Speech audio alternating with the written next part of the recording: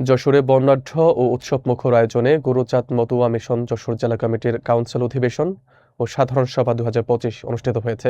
শুক্রবার দুপুরে Jessore red crescent society হলরুমে আয়োজিত এই অধিবেশনের উদ্বোধন করেন মতুয়া মিশন কেন্দ্রীয় কমিটির নির্বাহী সভাপতি শ্রীমতী সুবর্ণা ঠাকুর। বিস্তারিত দেখুন মোহাম্মদ শাওন হোসেনের প্রতিবেদনে।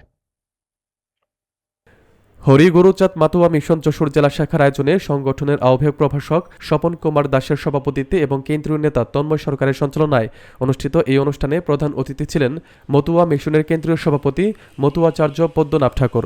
সভায় বক্তারা বলেন, মতুয়া মিশনের মূল লক্ষ্য মানব সেবা, শিক্ষা, সমতা, সাম্য ও সামাজিক পুনর্গঠন। গরুচাঁদ হরিচাঁদের প্রচারিত অসাম্প্রদায়িক মানবতাবাদী দর্শন ছড়িয়ে দিতে সংগঠনের প্রতিটি কর্মীকে দায়িত্বশীল ভূমিকা রাখতে হবে। তারা আরও বলেন, মতুয়া মিশন শুধু একটি ধর্মীয় ভাবাদর্শন নয়, এটি একটি সামাজিক আন্দোলন যা অসহায় মানুষের উন্নয়ন, নারী শিক্ষার বিস্তার, নৈতিক মূল্যবোধ জাগরণ এবং বৈষম্যহীন সমাজ গঠনে কাজ করে যাচ্ছে। অধিবেশনে বক্তব্য রাখেন মতুয়া মিশনের বিশিষ্ট নেতা দশরথ মণ্ডল, গৌতম কুমার বিশ্বাস, নিমাই চন্দ্র মণ্ডল, সুব্রত মালাকার, নিউটন বাইন, বিদ্যুৎ কুমার মণ্ডল, মনোরঞ্জন পশারি, বিমল কৃষ্ণ মৃধা, তিতাস বিশ্বাস, প্রভাষক মিন্টু বিশ্বাস, অসীম কুমার পাল, মিহির কান্তি বালা, বাসন্তী মণ্ডল, স্মৃতিকণা অধিকারী, শিউলি রায়সহ কেন্দ্রীয় ও স্থানীয় নেতৃবৃন্দ। এছাড়া অনুষ্ঠানে সম্মানিত অতিথি হিসেবে উপস্থিত ছিলেন অধ্যাপক ডাক্তার নিকুঞ্জ বিহারী গোলদার, দীপঙ্কর দাসরতন, ডাক্তার রিপন কুমার রায় ও ডাক্তার সুকদেব মণ্ডল।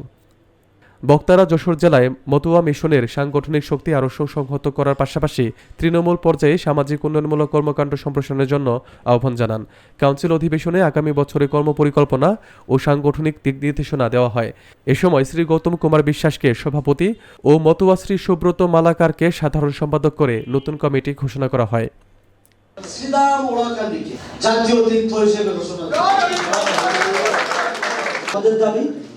ওলাগানিকে জাতীয় তীর্থ হিসেবে ঘোষণা দিতে হবে।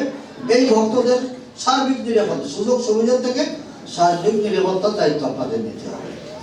এই জন্য আমাদের সম্মেলনগুলো করা। এটা শুধু পদ্মনাভ ঠাকুরের না, এটা সমস্ত মতুয়া, সমস্ত হিন্দুদের দায়িত্ব।